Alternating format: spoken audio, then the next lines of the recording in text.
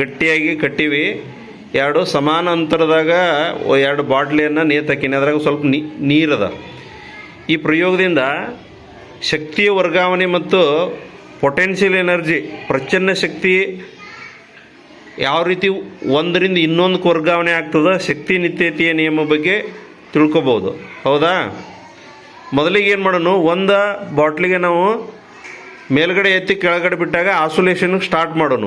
ಮುಂದೆ ಇನ್ನೊಂದು ಬಾಟ್ಲಿಯಲ್ಲಿ ಏನಾಗ್ತದೆ ಅನ್ನೋದು ನೋಡೋಣ. ಬಿಡೋದು ಬಾಟ್ಲ್ ಬಿಡು.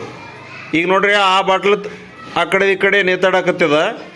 ಅದು ಸೈಲೆಂಟ್ ಬಂದಾಗ ಈ ಬಾಟ್ಲ್ ನೋಡ್ರಿ, ಈ ಕಡೆ ಬಾಟ್ಲಿ ಏನಾಗೈತದ, ಆಸೋಲೇಷನ್ ಸ್ಟಾರ್ಟ್ ಆಯಿತು. ನಂತರ ನೋಡ್ರಿ, ಇದು ಒಂದು ಸ್ಟೇಜಿಗೆ ಬರ್ತದ, ಅದು ಆಸೋಲೇಷನ್ ಸ್ಟಾರ್ಟ್ ಆಗ್ತದೆ. ಅದು ತೆಳಗಡೆ ನಿಂತಾಗ ಇದರ ಆಸೋಲೇಷನ್ ಸ್ಟಾರ್ಟ್ ಆಯ್ತು ನೋಡ್ರಿ.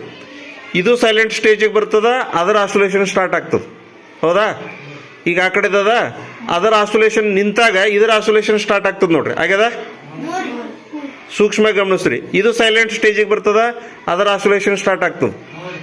ಅಂದ್ರೆ ಈ ಪ್ರಚಂಡ ಶಕ್ತಿ ಏನು ಹುಡುಗ ಕೊಟ್ಟಾನಲ್ಲ, ಈ ಪ್ರಚಂಡ ಶಕ್ತಿಯನ್ನು ಇದಕ್ಕೆ ವರ್ಗಾವಣೆ ಮಾಡ್ತದೆ. ಅದು ತನ್ನ ಶಕ್ತಿಯನ್ನು ಅದಕ್ಕೆ ವರ್ಗಾವಣೆ ಮಾಡ್ತದೆ. ಹಿಂಗೆ ಶಕ್ತಿ ವರ್ಗಾವಣೆ ಒಂದರಿಂದ ಇನ್ನೊಂದು ಆಗ್ತಾ ಇರ್ತದೆ. ಶಕ್ತಿ ವರ್ಗಾವಣೆ ಯಾವಾಗಲೂ ಶಕ್ತಿ ನಾಶನೂ ಆಗಂಗಿಲ್ಲ, ಸೃಷ್ಟಿ ಮಾಡೋಕ್ಕೂ ಆಗಂಗಿಲ್ಲ. ಇನ್ನೊಂದರಿಂದ ವರ್ಗಾವಣೆ ಆಗ್ತಿರ್ತದೆ. ಅಂದರೆ ಈ ಚಿಕ್ಕ ಪ್ರಯೋಗದಿಂದ ನಾವು ಶಕ್ತಿ ನಿತ್ಯತೆಯ ನಿಯಮದ ಬಗ್ಗೆ ಏನು ಮಾಡ್ಕೋಬೋದು, ಅರ್ಥ ಮಾಡ್ಕೋಬೋದು. ಅರ್ಥ ಆಯ್ತಾ ಇಲ್ಲ?